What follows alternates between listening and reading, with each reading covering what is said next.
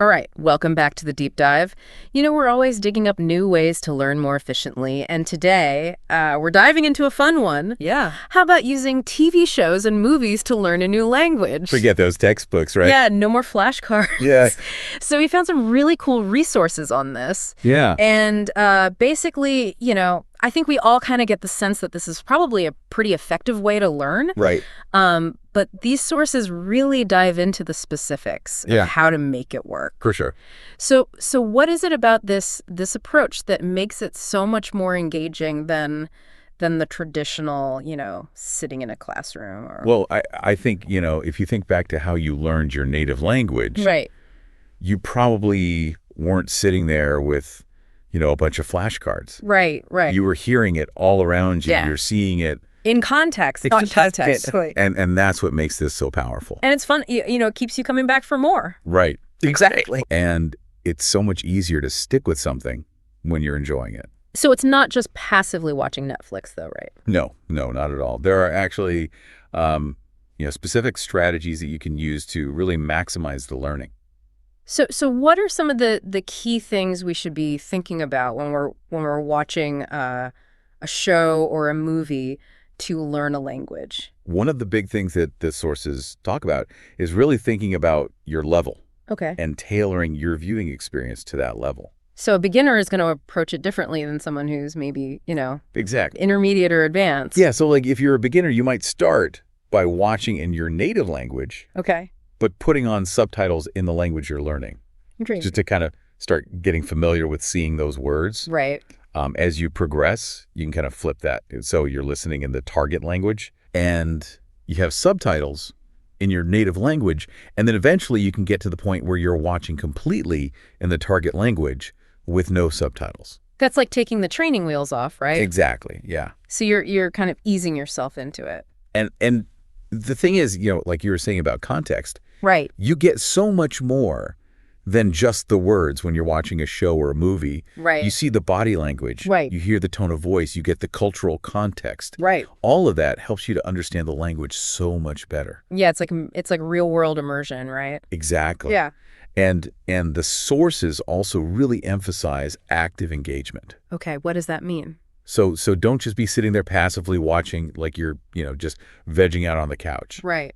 Pause it, repeat lines, even try talking back to the screen. So like shadowing. Yeah, exactly. Like shadowing. So they say that. Where you're repeating right after the speaker. Yeah. Trying to mimic their pronunciation. Yeah. And their intonation and the rhythm. Yeah, and their cadence, everything. That's really interesting. And the cool thing is, this actually ties into some pretty well-established language learning concepts. Okay, like what?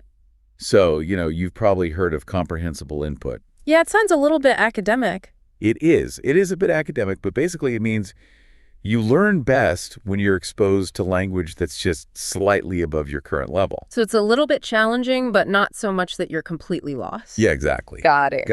And then there's this thing called the noticing hypothesis. Interesting. Which basically says that you need to consciously notice new language features in order to learn them. And when you're watching a show or a movie. And when you're engaged. You're more likely to do that. Exactly. Yeah. We're like, oh, what was that word? What did that phrase mean? Yeah, that makes a lot of sense. And you're more likely to look it up, or try to figure it out. Absolutely.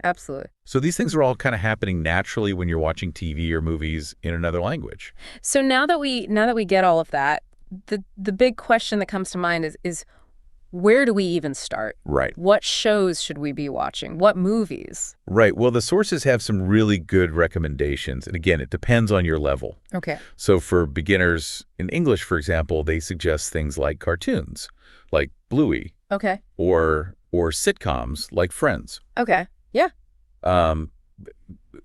Because the language tends to be a little bit simpler. Yeah, a little bit clearer. Yeah. Yeah. And the situations are pretty relatable. Yeah, and you can kind of rewatch those and they're still entertaining, right? Yeah, exactly. Even if you've seen them before. So as you move into like the intermediate level, they suggest things like The Office. Okay.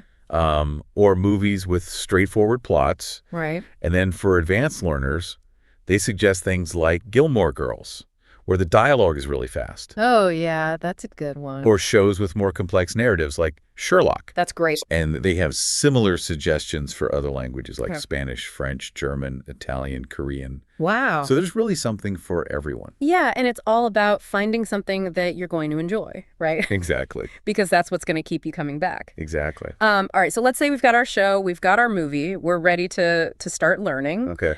What are some of the practical tips for making the most of that viewing time? Okay, so we talked about using subtitles strategically. Right. Another really good tip is to take notes. Okay. So if you hear a word or a phrase that you don't know, jot it down. Okay.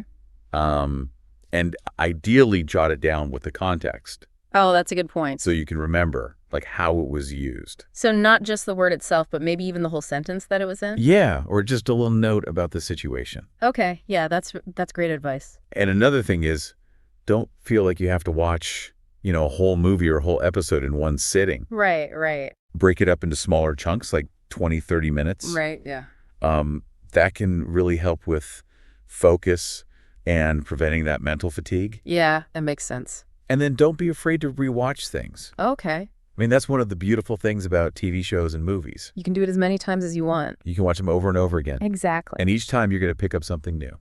That's really interesting. So it's not just about seeing what you missed the first time. It's Right. also about reinforcing Exactly. what you've already learned. Yeah, and like we were saying before, you can focus on different things each time you watch. Right. So the first time you watch, you might just be focusing on understanding the plot. Okay. The second time you watch, you might be focusing on vocabulary. Right. The third time you watch, you might be focusing on grammar That's a really good way to approach it. or pronunciation. Yeah. That makes a lot of sense. So there are all sorts of different ways to kind of layer the learning. Absolutely. Absolutely. And the sources also point out that, it's not just about the language itself, but it's also about the culture that the language is embedded in. Yeah. So how do TV shows and movies help us with that? Well, they expose you to all sorts of cultural nuances, Okay. like humor that's specific to a particular culture Mhm. or idioms and expressions that you wouldn't necessarily learn in a textbook. Right, right, And seeing those things in context right. really helps you to understand how they're used. Yeah, like, if you're watching a British comedy, you might pick up on some sarcasm Yeah, exactly. that you wouldn't necessarily get if you were just reading the words on a page. Yeah, you can kind of start to understand like the cultural norms Right. and the values that are reflected in the language. That's so important because language is so much more than just words, right? Exactly. It's a reflection of a whole culture and a whole way of life. Yeah, it's a way of thinking. Yeah. It's a way of seeing the world. And these days we're really lucky to have a lot of tools available to help us with this kind of learning. Yeah. So what are some of the resources that you found in your research? So there are some really cool websites and apps out there, Okay. like Lingapie, Fluent U, Language Reactor. Oh, These are all platforms that have interactive subtitles. interesting. So you can actually click on a word or a phrase that you don't know Right. and get the definition Right there in the video. right there. Yeah. So that's so cool. And some of them even have quizzes and flashcards Oh, and other learning activities built in. that's amazing. And then there are also online language exchange platforms Oh, like wow. My Language Exchange or Conversation Exchange, or even just language learning communities on Reddit. Right. So you can actually connect with other people who are learning the same language. Yeah, or even native speakers. Right.